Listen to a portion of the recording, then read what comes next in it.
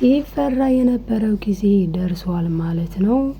ቲና እንግዲህ ከቤት የምትባረርበት ጊዜ ደረሰ። ምክንያቱ ደግሞ ምንድነው? ከቤት ለመባረር የሚያበቃት የራሷ ችግር ነው ማለት ነው።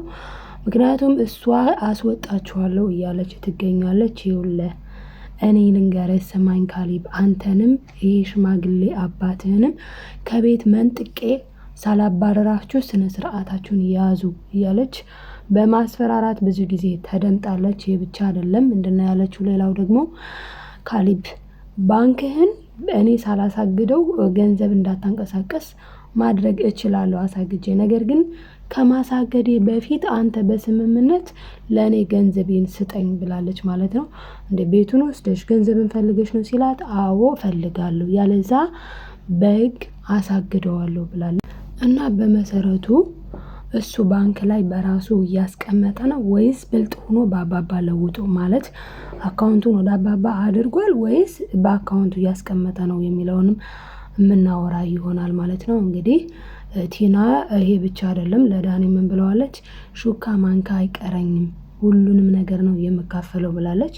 እንደው ለመካፈልስ ያስኬዳታል የሚለውንም የምናወራ ይሆናል ማለት ነው። ሰላም ሰላም ውዶችዬ፣ እንዴት ናችሁ? ሰላማችሁ ይብዛልኝ በያላችሁበት። ዛሬ ይዤላችሁ የመጣሁት ትሁት ድራማን ነው ማለት ነው። እንግዲህ አብራችሁን ቆዩ። አብራችሁን ከቆያችሁ አሁን ያልኳችሁንም ሌሎችም አንዳንድ ነገሮችን የምናይ ይሆናል። በተለይ የቲናን መባረር የምናስተውል ይሆናል ማለት ነው በዚህ ክፍል እና ይሄንን ነገር ተናግራለች። በዚህ ሰዓት ግን ማለትም አባረራችኋለሁ፣ አስወጣችኋለሁ የሚለውን ነገር ደጋግመዋለች። በዚህ ሰዓት ነው እንግዲህ ካሌብ ምን ብለዋል? ይኸውልሽ እኔን ለቀቅ አድርጊኝ፣ እኔን ተይኝ፣ ግን ካሌብን ይጎዳዋል ብለሽ ያስብሽውን ነገር ሁሉ አድርጊ ብሏታል። ለምንድነው ይሄን ያላት ካልን ምን ብላለች ቲና? አንተ በእኔ ላይ ማግጠሃል ብላለች። አንተ በእኔ ላይ ማግጠሃል፣ ከሴት ጋር አይቻለሁ። ስለዚህ ገንዘቤን ሁሉ ተካፍዬ እንዳልኩ አሁንም በድጋሚ እነግርሃለሁ መለያየት እፈልጋለሁ ስትል እሱ ደግሞ ምን ብሏታል? ችግር የለውም እኔም ራሱ ከአንቺ መለያየት እፈልጋለሁ፣ አንቺ በእኔ ላይ ብዙ ነገር አድርገሽብኛል ሲላት፣ እኔ ምን አደረግኩበት ብለዋለች። እሱን የምነግርሽ ስንለያይ ነው፣ ማለትም ስንፋታ ሁሉንም ነገር እነግርሻለሁ በእኔ ላይ ምን እንዳደረግሽ። ያው እሷ በሱ ላይ ያደረገችው ብዙ ነገር አለ የምናውቀው፣ ማለትም ከዳኒ ጀምሮ ማለት ነው። በተለይ ከዳኒ ጋር ያላት ሪሌሽንሺፕ በጣም ነውር ነገር ነው። ማለትም በአንድ ቤቱ ነው እንደዚህ መሆን በጣም ከባድ ነው። በተለይ እኔ በጣም ትዕግስታቸውን ሳላደንቅ አላልፍም። ማለትም የአባባንም ትዕግስት እንዲሁም ደግሞ ማንም ቢሆን ወንድ ማንም ቢሆን ማለት ነው እውነት ለመናገር እንደዚህ የሚታገስ ባል አለ ብዬ አላስብም። በእርግጥ እስኪ ቆይ ከአሁን ትመለሳለች እያሉ አባባ እንደሆኑ እንዲታገስ ያደረጉት ግልጽ ቢሆንም ግን እሱም እንደ ወጣት በስሜት ዳኒን ልምታ፣ ዳኒን እንዲህ ላድርግ ሳይል ያለ ማለት ያው ሁላችንም ቢሆን የምንወደውን ሰው የሆነ ሰው ሲጋራና አንወድም መቼስ። እና የካሌብን ትዕግስት አይተናል ማለት ነው። ስለዚህ ከዚህ ላይ የምንማረው ትዕግስት፣ ታጋሽ መሆን። ይሄው አሁን እነሱ ታገሱ ትመለሳለች ብለው፣ ነገር ግን የምትመለስ አይደለችም። ለምንድነው የምትመለስ ያልሆነችው ሲባል ደግሞ ገንዘብ ብላ ስለገባች ነው። ገንዘብ ብሎ የገባ ነገር መጨረሻው ግን ጥሩ አይደለም። ምክንያቱም ከገንዘብም አይሆንም ከፍቅርም አይሆንም። ብዙ ጊዜ ሴቶች የምንሰደብበት ነገር ነው። ገንዘብ የሌለው ወንድ አትወዱም፣ ገንዘብ እንደዚህ ብዙ ነገር እና አሁን እሷ ደግሞ ነጋዴ ነው የሆነችው። ለምን ከተባለ አንደኛ ነገር በገንዘብ ለገንዘብ ብላ ካሌብ ጋር መግባቷ ነው። ሁለተኛ ነገር ደግሞ ይሄኛው ደግሞ እንግዲህ አስቡ፣ አራተኛ ሆኖ ገንዘብ ለማግኘት ደግሞ ከሷ የተጠጋ ነው። እና በነገራችን ላይ ሴቶች ብቻ አይደሉም ገንዘብ ብሎ ሰፍ የሚለው ወንድም አለ እንደ ዳኒ አይነቱ ማለት ነው። እና እንግዲህ በጣም የሚያሳዝነው ነገር ደግሞ ዳኒ ከሁለትም አይሆንም። ለምን ቲናን አይወዳትም? ገንዘብ ብሎ ነው። ገንዘብ ስለማታገኘውን ይተዋታል። እንደገና ወደ ኤደን ሲዞር ደግሞ ኤደን አትፈልገውም ማለት ነው። ለምንድን ነው ኤደን የማትፈልገው ከተባለ ኤደን አላማ ያላት ልጅ ናት። አባባ ጋር ሄዳ ጠይቃለች። ምን ብላለች? አባባ እኔ ምክር እፈልጋለሁ፣ ስለዚህ እንዲያማክሩኝ ይፈልጋለሁ። ዳኒ የምነግረውን ነገር አይሰማም፣ አብረን እንደግ እንስራ ብለው የሌለ ተስፋ እያለመ እርስዎ ይሰጡኛል ብሎ ገንዘብ፣ በዛ ላይ የእህቱን ስለ እህቱም ነግሮሻል አሏት ማለት ነው አባባ። አዎ የእህቱን ቤትም ብላ ስትቀጥል አይ የማታውቂው ነገር አለ አሏት። ለምን እህቱ ሳትሆን ምንድን እንበላት ብቻ የገንዘብ ምንጩ ብንል አሪፍ ነው። እና የገንዘብ ምንጩ ናት እንጂ እህቱ አይደለችም። ለዛ ነው አባባ የማታውቂው ነገር አለች ግን አጥኚ ብለዋታል። እንግዲህ እሷም በደንብ እያጠናች ስለሆነ ሄደን ስለሱ ምንነት በደንብ ማለትም ስለሱ ባክግራውንድ በደንብ ስታውቅ አልፈልግም እንደምትለው ግልጽ ነው። በዛ ላይ ካሌብንም ደግሞ እያየችው ነው፣ እየተጎዳ ያለ ሰው ነው። ስለዚህ ካሌብን ለመቀበል ቅርብ ነው የምትሆነው። ለምን ከተባለ አንደኛ ነገር ምን ብላለች? አባባን እንደው የሆነ ነገር እንኳን ሆኖ የሆነ ነገር ቢሆን እናንተን አትርፌያለሁ። በዛ ላይ ደግሞ እኔ ከዳኒ አሁን መራቅ የሚከብደኝ በተለይ እናንተን ስል ነው ብላለች። ስለዚህ እንደምን አይታቸዋለች? እንደ ቤተሰብ አይታቸዋለች። አሁን ካሌብን አግቢ ብትባል ከጊዜዎች በኋላ ማለት ነው ስለ ዳኒ በደንብ ካወቀች በኋላ ካሌብን እምቢ የምትል አይደለችም። ስለዛ ነው በተለይ ደግሞ አባባ ምን ብለዋል? አይ እነሱ ቁጭ ባሉበት ነው የኛን ደስታ የምናከብረው ብለዋል። አሁን ኤደን ስለ ፍቅረኛዋ አንቺን የሚያገባው ከሷ ብር ተቀብሎ ነው፣ እሷ ደግሞ በትዳሯ ላይ ማግጣ ነው ሲባል መቼም ዳኒ ጋ የመቆየት እቅዱ አይኖራትም። ስለዚህ ካሌብን ለመቀበል ብቁ ትሆናለች ማለት ነው።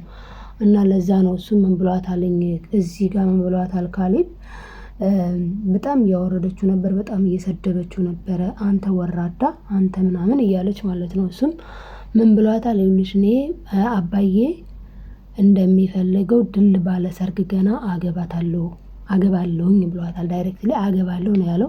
ዙሮ የሚያገባው ደግሞ የሄዱን ነው። ስለዚህ ያው አገባታለሁ ቢልም ያስኬዳል ማለት ነው። እና ካሌብና ኤዱ ሲጋቡ ደግሞ እነዚህ ሁለቱ የገንዘብ ሰዎች ተቁለጭልጨው መቅረታቸው ነው ማለት ነው። ለምን ገንዘብ ብለው ስለመጡ።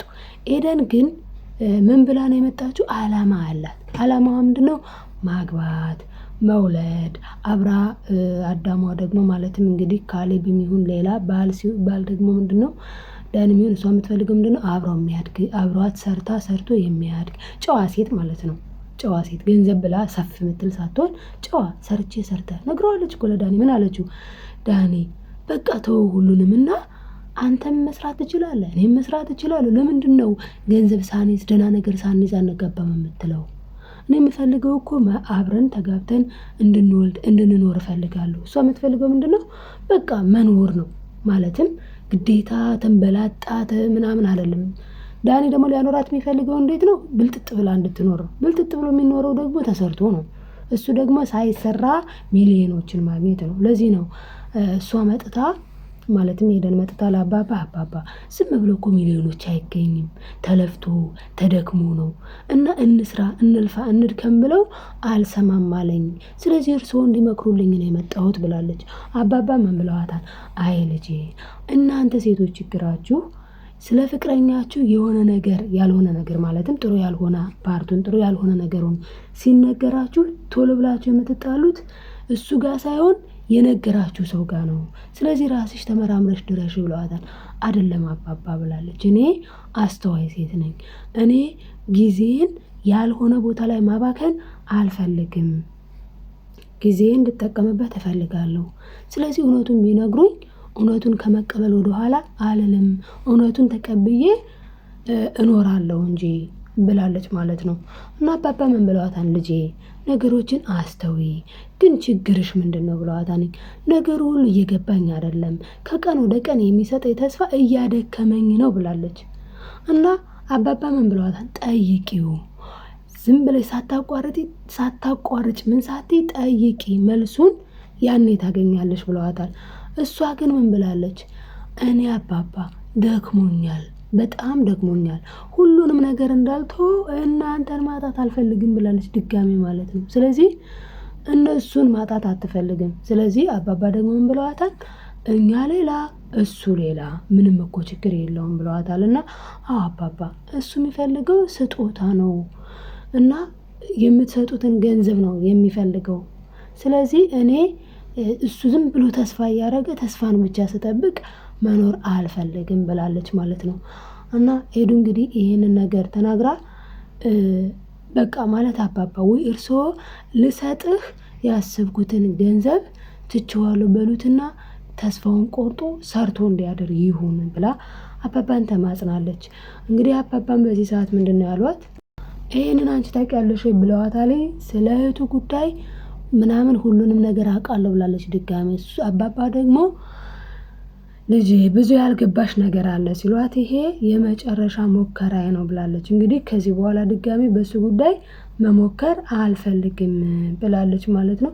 እንግዲህ በዚህ ሰዓት እሷም የተናገረችው እውነቷን ነው ማለት ጊዜ ማቃጠል ነው፣ ጊዜ መግደል ነው። ብዙ ጊዜ ወርቅ ነው በነገራችን ላይ በተለይ ለእኛ ለሴቶች ጊዜ ወሳኝ ነገር ነው እና ወንዶች ደግሞ ጊዜ በጣም ይወስዳሉ። አይ ቲንክ በተለይ እንደ ዳኒ አይነቱ እና ሰርተን እንለወጥ ነበረ ያለችው። ዳኒ ደግሞ እንደምናውቀው ሰርቶ መለወጥ ሳይሆን ዝም ብለው ከመሬት ሚሊዮኖችን ማግኘት። ለዛ መስሎኝ ሚሊዮኖችን ለማግኘት እኮ ነው ቲና ጋር ስርስር የሚለው። ከዚህም በፊት ብሏል፣ ተናግሯል።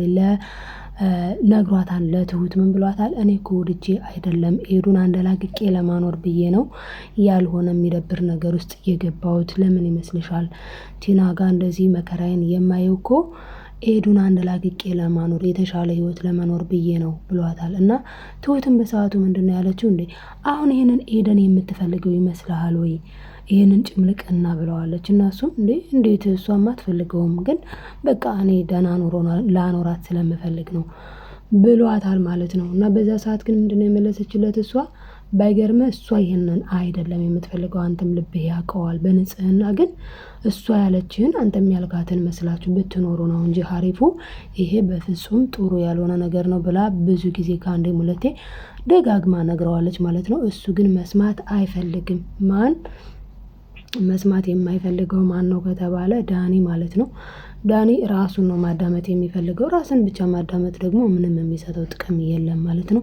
እንግዲህ ቲናም ዳኒም ከዚህ ቤት ምንቅር አድርገን እናወጣለን እና አባባን ብላ ስታስብ ቲና ነች እንግዲህ ሀሳቢቱ።